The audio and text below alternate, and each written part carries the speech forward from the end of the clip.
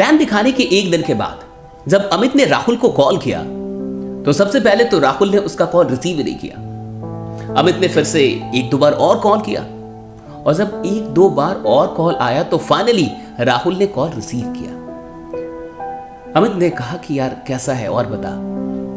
राहुल ने बोला सब कुछ ठीक है, बता क्यों कॉल क्यों किया है। अमित ने कहा कि कल तेरे को प्लान दिखाया था एक, तो तूने क्या सोचा। राहुल ने कहा कि देख मैं तेरे से सीधे सीधे बोल दूं कि मैं ना इन जोड़ने वालों धंधों में नहीं पड़ने वाला और मुझे पता है ये लोगों को बेवकूफ बनाने का धंधा है और मैं ये सब बिल्कुल नहीं करने वाला। अमित को थोड़ा सा दुख जरूर हुआ क्योंकि राहुल उसके बचपन का दोस्त था और अमित चाहता था कि राहुल उसके साथ मिलके इस बिजनेस में आगे काम करे और दोनों मिलके आगे बढ़े। अमित ने एक छोटा सा सवाल कर लिया कि ठीक है चल तू नेटवर्क मार्केटिंग नहीं करेगा, तू मेरे साथ नहीं जुड़ेगा, ये धंधा खराब है, तो आखिर तू क्या करेगा। राहुल ने कहा कि देख मैं शेयर मार्केट कर लूंगा, मैं पैसा कहीं से कमा लूंगा, लेकिन ये इतना छोटा काम है, ये इतना नीच काम है, लोगों को बेचना कुछ, ये मैं नहीं करने वाला, ये जोड़ने वाला काम मुझसे नहीं होगा। फिर अमित ने कहा कि देख ठीक है तू शेयर मार्केट से पैसे तो कमा लेगा, लेकिन इस बिजनेस में बहुत अच्छे रिश्ते बनते हैं, बहुत अच्छे लोग मिलते हैं और राहुल कई बार ना पैसा काम नहीं आता लेकिन रिश्ते काम आते हैं।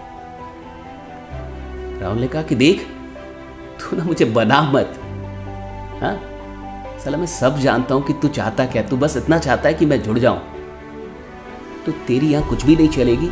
और सुन आज के बाद ना कॉल मत करियो, मुझे अच्छे से पता है कि मुझे क्या करना और क्या नहीं करना है, कम से कम ये धंधा तो मैं कभी ना करूं। और तू लोगों की बात कर रहा है, नेटवर्किंग के लोग कितने स्वार्थी होते ना, तू मुझे मत बता, और तुम सब लोग सिर्फ पैसों के लिए काम कर रहे हो। और इतना कह के राहुल ने फोन रख दिया। अमित को थोड़ा सा दुख जरूर हुआ क्योंकि अमित चाहता था कि राहुल उसके साथ आगे बढ़े, लेकिन फिर भी अमित के पास कोई ऑप्शन नहीं था। उसने उसको कॉल करना बंद कर दिया क्योंकि वो नहीं चाहता था कि जो दोस्ती है वो भी टूट जाए। और फाइनली अमित अपने काम में लग गया। लगभग 1-1.5 महीने के बाद एक दिन रात के 11:30-12 बजे के करीब राहुल का कॉल अमित के नंबर पे आया। अमित ने जैसे ही कॉल देखा वो समझ गया कि ये कॉल किस बारे में हो सकता है, क्योंकि इससे पहले भी राहुल ने उसे 1-2 बार कॉल किया था और वो कॉल तब करता था जब कोई वीडियो आती थी नेटवर्क मार्केटिंग के बारे में नेगेटिव, तो बड़े मजे लेता था। ये देखा, ये वीडियो देखी, देख ले एक बार जाके, देख ले इस चैनल पे, देख अच्छे से बाजार डाली है, अभी भी तू कर रहा है। तो अमित समझ गया कि फिर से कुछ ना कुछ यही मामला होगा, लेकिन फिर भी उसने कॉल रिसीव किया और जैसे ही कॉल रिसीव किया राहुल थोड़ा सा घबराया हुआ महसूस हुआ।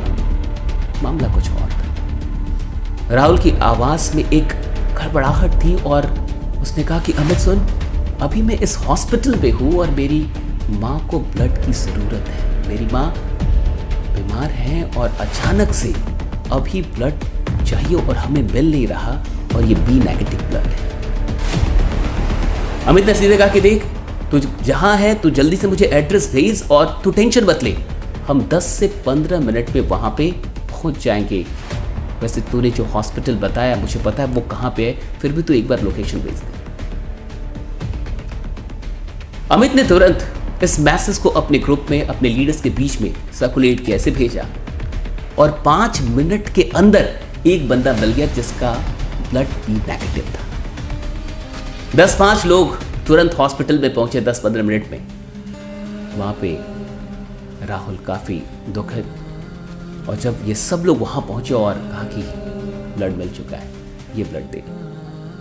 राहुल अंदर से तो बड़ा खुश था, लेकिन उसे कुछ समझ में नहीं आ रहा था कि वो क्या बोले और क्या ना बोले।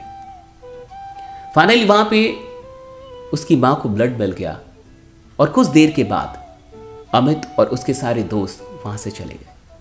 अमित ने जाते जाते राहुल से यह कहा कि देख अगर कुछ भी हो तो हिचकना मत, मुझे फ्रैंकली बताना, कहीं भी कोई भी जरूरत हो तो मुझे फ्रैंकली बताना, हम तेरे साथ हैं। 1 से 2 दिन के बाद उसकी मां ठीक हो गई और जब वहां से डिस्चार्ज हो रही थी तो डॉक्टर ने राहुल से कहा कि अगर सही टाइम पे ब्लड ना मिलता तो कुछ भी हो सकता था। राहुल अंदर ही अंदर रोने जैसा था। और जब वो घर पहुंचा तो रास्ते भर में वो सोचता रहा कि वो अमित के बारे में क्या सोचता था, वो नेटवर्क के लोगों के बारे में क्या सोचता था। जब वो घर पहुंचा तो उस रात उससे रहा नहीं गया और उसने अमित को कॉल किया। जैसे ही अमित ने कॉल उसका देखा, उसने रिसीव किया और उसने सबसे पहली बात यही पूछी कि और बता माँ कैसी है। राहुल ने कहा कि सब कुछ ठीक है, माँ घर आ गई है, ठीक हो गई, सब कुछ बढ़िया है। राहुल को कुछ समझ में ना आया, फिर भी राहुल ने कहा कि देख सब कुछ तो ठीक है लेकिन बस एक चीज ठीक नहीं है। अमित ने कहा क्या क्या प्रॉब्लम बता। कि तूने मुझे अभी तक जोड़ा नहीं।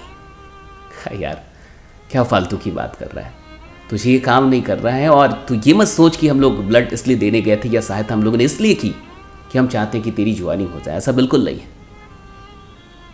राहुल ने कहा कि क्या यार, ऐसा मत सोच कि मैं जिंदगी भर नेगेटिव ही रहूंगा। हाँ मुझे लगता था कि नेटवर्क के लोग सब स्वार्थी होते हैं, और ये मत समझ कि अगर मैं नेगेटिव था तो मैं पॉजिटिव नहीं हो सकता। और अभी तक तूने पॉजिटिव लोगों को टीम बनाते हुए देखा है, अभी तूने नेगेटिव लोगों को टीम बनाते हुए नहीं देखा। ये वो राहुल नहीं है, मुझे जोड़ ले यार। मैं भी चाहता हूँ इस परिवार का हिस्सा बनना, मैं भी चाहता हूँ ऐसे लोगों के साथ रहना।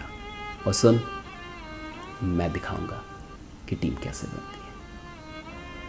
ये सारी चीज़ें हो गई और वाकई फिर राहुल अमित के साथ जुड़ा और आगे क्या हुआ ये तो कभी और। लेकिन ये कहानी आपको कैसी लगी, ये घटना आपको कैसी लगी, मुझे कमेंट करके ज़रूर बताइएगा। और मैं आपसे कहना चाहूँगा, अगर आप नेटवर्क मार्केटिंग से नहीं जुड़े हैं तो एक बात हमेशा याद रखिएगा कि नेटवर्कर स्वार्थी नहीं होते। अगर यहाँ पे पैसों की बात होती है तो इसका ये मतलब नहीं है कि ये सिर्फ पैसों के लिए काम कर रहे हैं। नेटवर्क मार्केटिंग में आपको जीवन के बेहतरीन रिश्ते मिलते हैं, कुछ ऐसे रिश्ते जो खून के रिश्तों से भी बड़े होते हैं। और जिन लोगों को भी ऐसा एहसास है प्लीज़ आप कमेंट करके ज़रूर बताइएगा। और इस कहानी को, इस वीडियो को सिर्फ अपने तक मत रखिएगा, और भी लोगों तक पहुंचाइए। बाकी मैं ऐसी ही और भी कहानियों के साथ आके आपको मिलता रहूँगा। बने रहिए, जमे रहिए, क्योंकि आपका जीतना सुनिश्चित है। Thank you so much.